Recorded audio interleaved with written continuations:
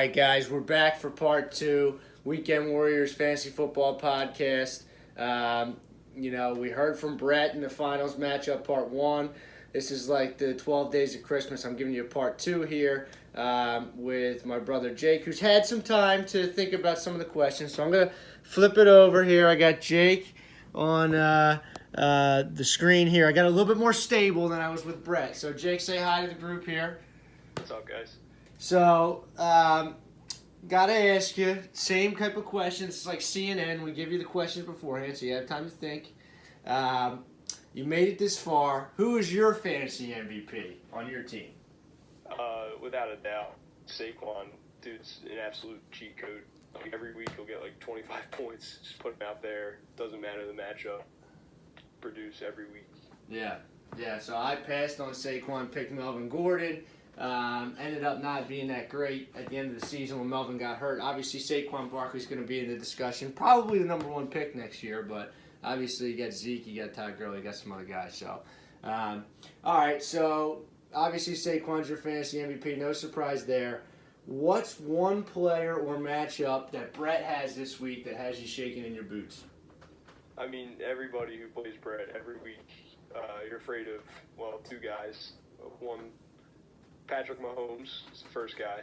Dude, it doesn't matter the matchup, just like Saquon. He'll get you a million points every week. And then along with that, you got Tyreek Hill, who, I mean, if Mahomes throws a deep pass, it's going to beat a Hill. And Hill usually finds a way to score a long touchdown every game. So. Yeah, and those guys, I mean, I got lucky last week, and Mahomes had 20, and I think Tyreek Hill had 6, and Brett still scored like 125. So it kind of shows what he can do. So, all right. So I asked you, Brett said he wished he would have got Travis Kelce. If I could rewind the draft for you, where's one area you screwed up and you think you could have done better? I think it was my 5 and 6 picks where I really screwed up. I picked Mark Ingram really early, which he hasn't really been that good this year. And Alshon, who also really hasn't been that good this year. I'm actually starting Alshon this week. Hopefully he can do something with Foles back. But yeah, those are definitely two picks that I wish I could change. Okay. All right. And also, at some point in the season, you did drop Nick Chubb before he became the starter. That's not a draft day mistake, but obviously. The week before Hyde gets traded, I cut Chubb, and then idiot put 65 fab in for him. Yep. And the rest is history. All right. So, like I said before, I was joking with Brett. I want you to give a tip to the rest of the league. The rest of the league's probably like, all right, I think I don't need a tip from Jake. But Jake, what's your tip? Second league in the year, and you're in the finals. Give us some of your strategy here. All right. One major tip I have for you guys is don't take advice from my brother. That's my tip. I'm in four fantasy leagues, and I'm in the finals in 3 out of those 4. The only one where I didn't make the finals, I didn't even make the playoffs, was a league where I share with Tyler. So look at that. See, but what he leaves out is him and I won the championship last year. But I'll give him that. Sure. That's fine. It's very fair. So, all right, Jake, let's not beat around the bush. Who's going to win this week and why? I'd be an idiot not to choose myself to win this week. My team, the model of consistency, you've been saying it all year, score 130 to 140 every week almost. Brett's got firepower, but I'm just hoping he has a down week and my team wins. All right. So, like I said to Brett, he told you were going down. You got any words for your opponent here before I cut you off? Brett, I don't really have any words for you besides that I was expecting a baked good on the last video, and I didn't get that. So I don't really know who has the tiebreaker right now, but I don't think either of us do because you didn't bring the baked good. So all right, we'll see what happens. All right, I like it. So what I'm going to do is I'm going to shift focus back to me for a second. I'm going to let Jake go and keep him in suspense so he doesn't know who I'm going to pick. So Jake, good luck. Merry Christmas. I'll obviously see you over the next few days, and good luck this week. All right, man. All right, I'm going to flip back over now to myself. And listen, you got to hear what Brett had to say. You got to hear what Jake had to say. I will say Brett seems a little bit more confident that he's going to win, but obviously, like we talked about, we keep using the word firepower. Brett's like Daenerys Targaryen. But let's look at the matchup. I mean, we're talking, about everybody's confidence level and what they've done over this season and this, that, and the other. But hey, it doesn't matter. This is week 16, and this whatever happens this week is what matters. You have guys like Todd Gurley who are injured. You have guys like Julio Jones that Brett has who are injured. So even these guys, I mean, Julio Jones, I get the thing on Twitter every week. Who leads the league in targets, air yards, actual yards? It's like Julio. Earlier in the season, it was Thielen kind of mixed in that bunch. But like Julio had a great season. But this week, if he has a bad foot or whatever the heck is wrong with him, I don't even know at this point. It doesn't help you. So it's a week-to-week game that we play in, and that's what we're living in right now. So listen, guys, I'm going to take it position by position. Jake has Ben Roethlisberger at New Orleans. Brett has Patrick Mahomes at Seattle. Jake said it. Mahomes is matchup proof. At Seattle, I watched the Vikings play at Seattle. I think Kirk Cousins is a far cry from Pat Mahomes, but my point is Seattle's defense at home with that 12th man is a different animal than it is on the road. I really believe that Mahomes will have an okay game, but I don't think he'll have that game where he has 400 yards and 4 touchdowns. So I think that helps. And Big Ben, traditionally not good on the road, but if you're going to be on the road, at New Orleans is probably the place to be. I mean, the Saints defense has been playing better, but it's still, potential shootout environment is my point. So I'm going to give the slight advantage to Brett, but I'm not. I mean, Yahoo is predicting Roethlisberger to actually have more points than Mahomes. I don't know if I'd go that far. I'm going to give the slight couple-point advantage to Brett at quarterback.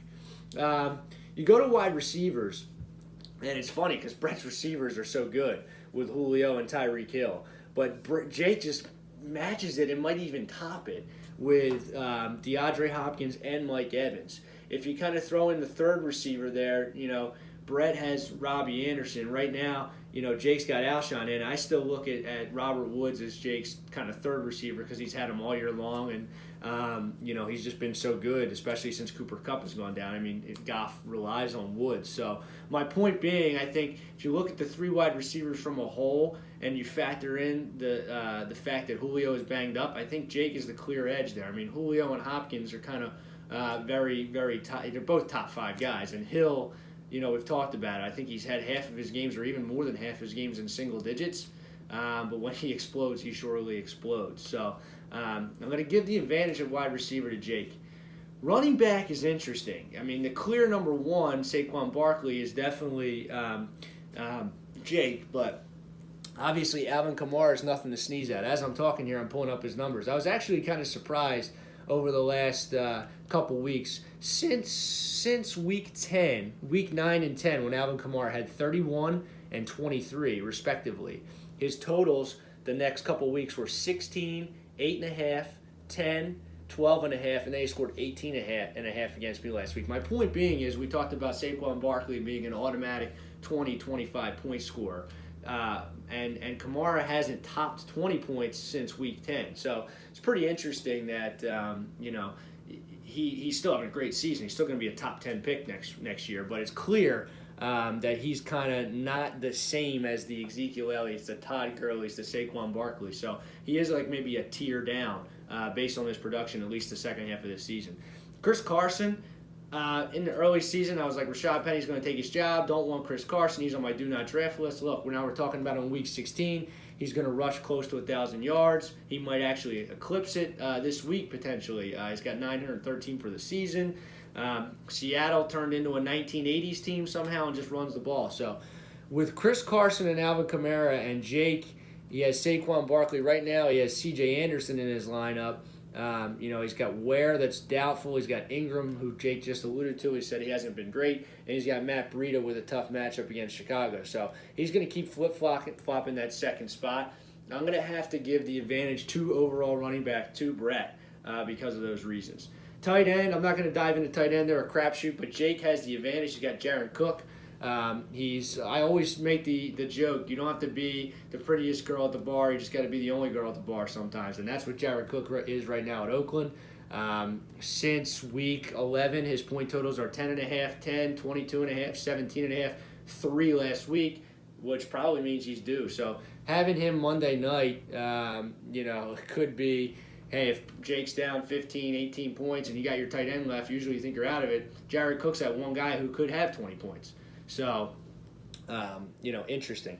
Flex, like I said, I put Robert Woods in the wide receiver category, so I'm going to put Alshon in the flex category. Alshon's hit or miss. Nick Foles is back, so, Nick Foles, might be a quarterback controversy in Philly soon. I never would have dreamt that Carson Wentz, I always say that how much better he is than Foles, but, look at recent history. You could definitely make the argument. Marlon Mack on Brett's bench last week scored 27.5 points. Now he gets a home matchup against the Giants. It's a great matchup. You got to give Brett the advantage at flex. Kicker and defense, defense is very hit or miss. Sometimes you think you have the most tasty, juicy matchup and they get you 3 points. Which defense can kind of score a touchdown, and kickers, it's the same kind of thing. So I'm not going to go into that too much. But look, where does that sit us? You're like, hey, that's pretty even matchup here. Yahoo earlier in the week was projecting Brett to win by like 12. Now they're projecting to win by 4. Listen, I think it's going to be a good game. I think it's going to be a close matchup. This is one of the hardest games to predict on the season, and for good reason. It's the finals. I am actually going to take Brett in this game because of the reasons that he said kind of matched what I had in my head before he went into it. I was thinking, man, he scored 125 points against me last week and had an okay game from Kamara and had the worst games of the season for Patrick Mahomes and Tyreek Hill.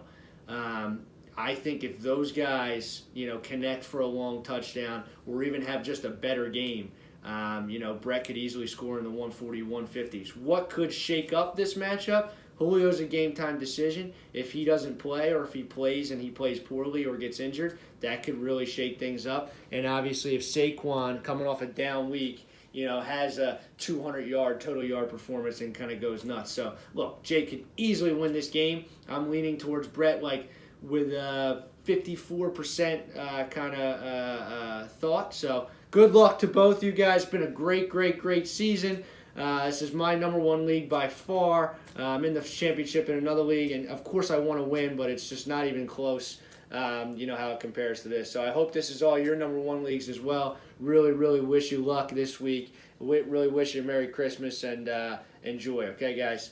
Take care. Commish out for the last time.